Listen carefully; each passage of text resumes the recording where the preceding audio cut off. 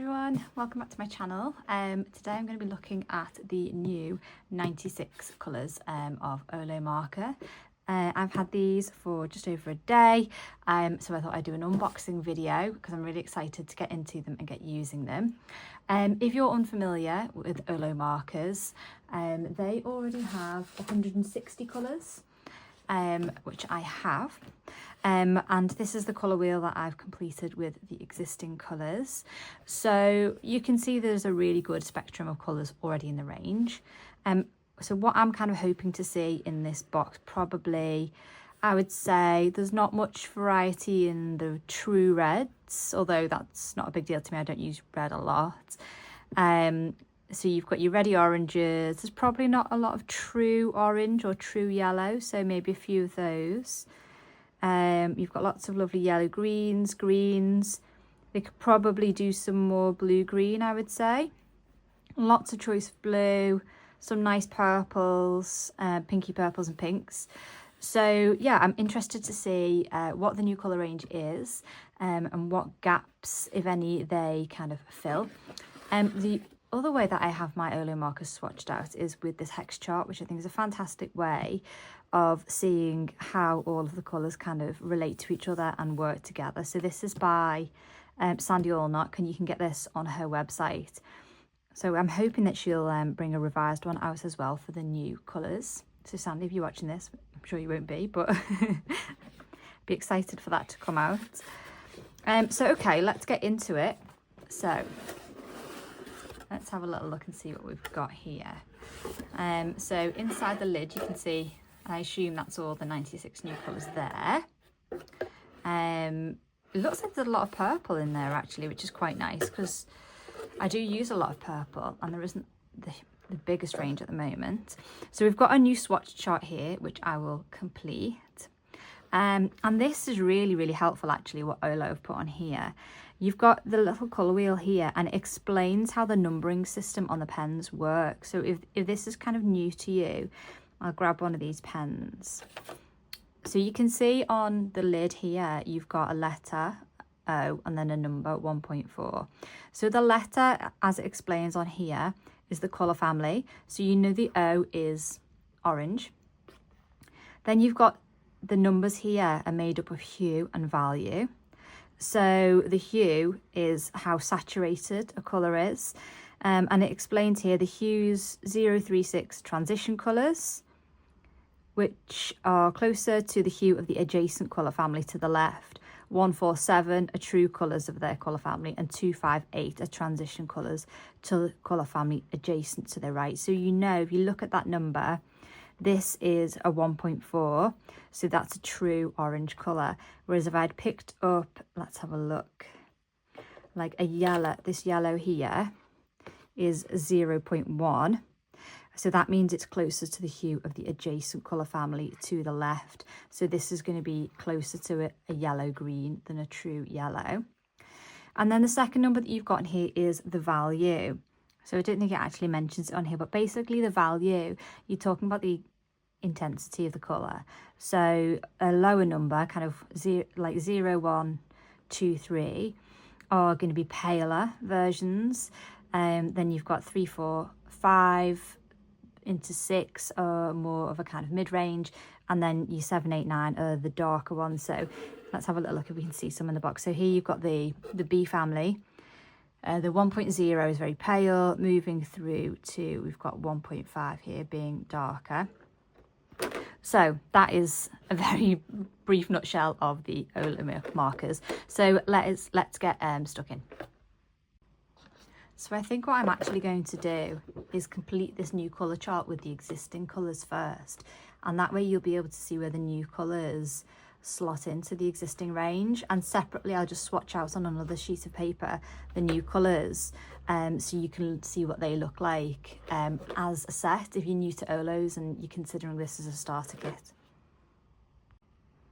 Okay, so I've completed the chart with the existing colours in the range, and so you can see from this where the gaps are that are going to be filled in by the new colours.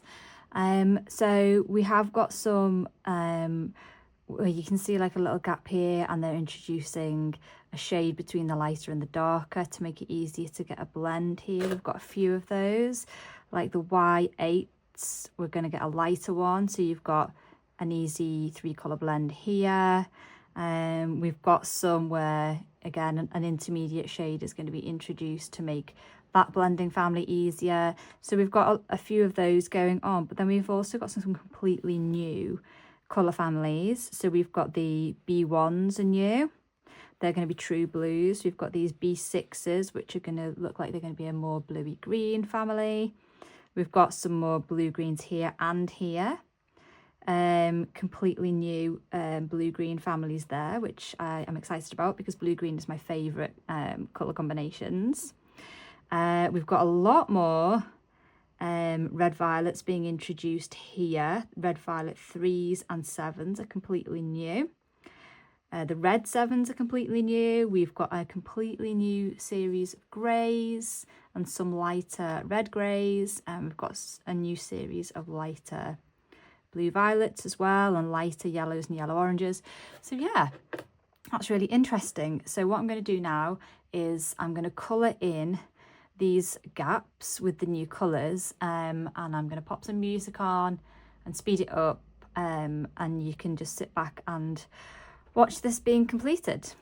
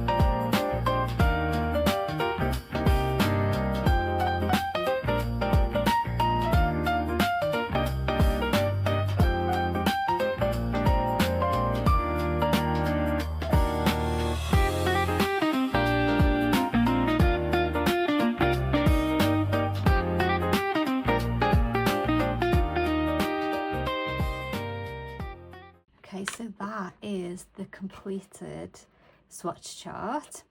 I'm actually really excited about it. I love the new blue greens. and these lovely kind of blue-grey blues here are gorgeous. I'm excited about more kind of shades of purple. Yeah, I think that's really nicely complemented the existing colours, so I'm really excited to get colouring in with those as well. And what I would say as well now is with 256 colours, that's probably more than the amount of Copics that I collected over the years. So yeah, OLO is really kind of, you know, definitely rivaling Copic now in terms of its kind of the breadth of its colour range. So yeah, if you are thinking about making the switch to OLOs and you were put off because they didn't have as many colours as Copic, then I would say now is a good time to go for it.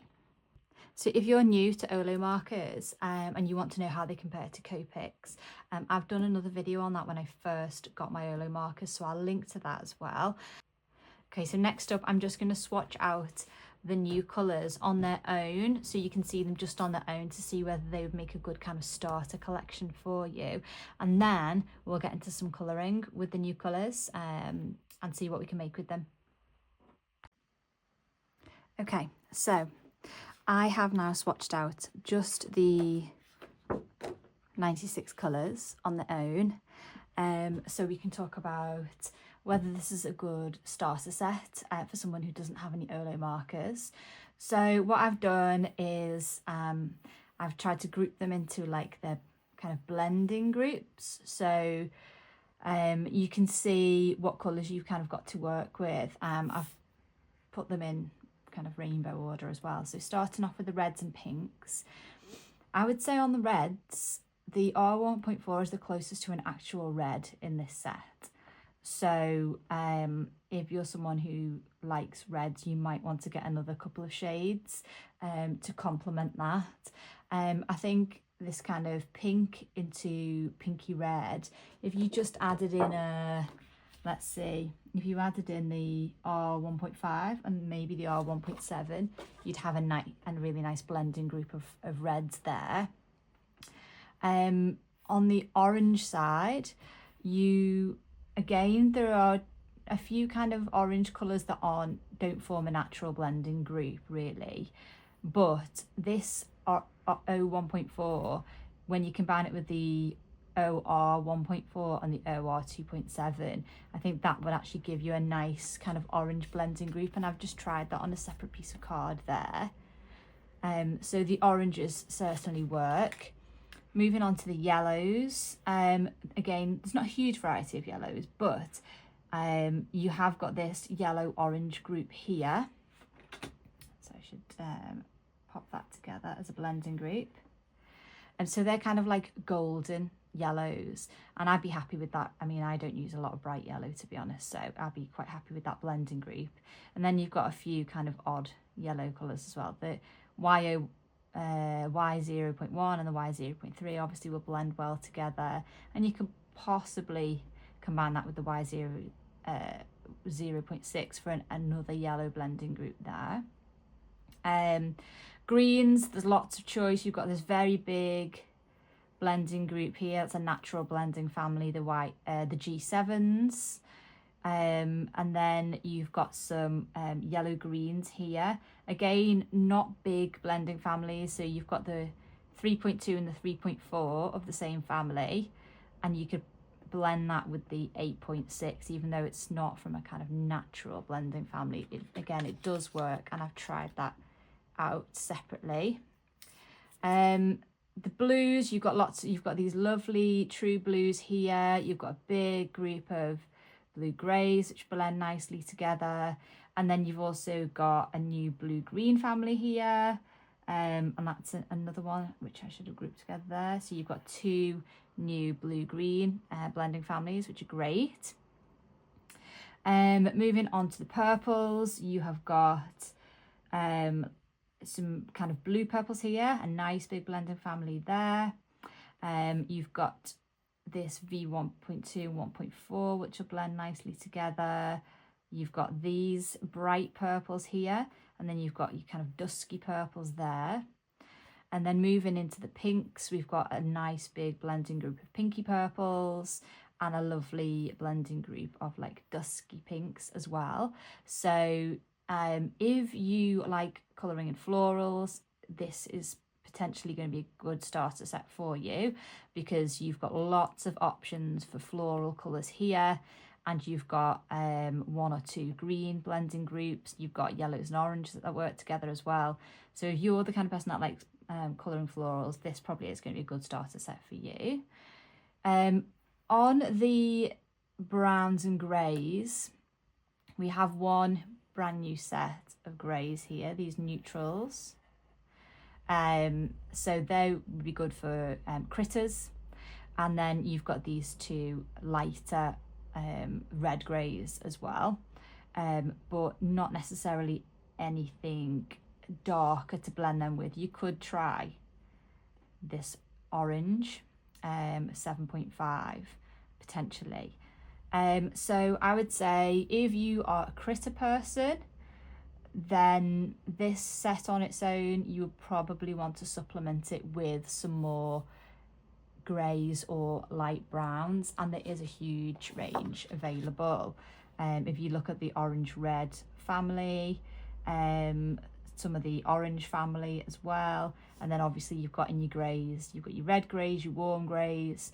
I mean, you could just add a couple of extra red greys, a couple of the darker ones, and then you'd have like a neutral grey and a kind of warmish reddy grey as well, which would be good for critters. So you could get this set and just add in a couple of the red greys, and that would also, you'd be off and running if you did critters as well.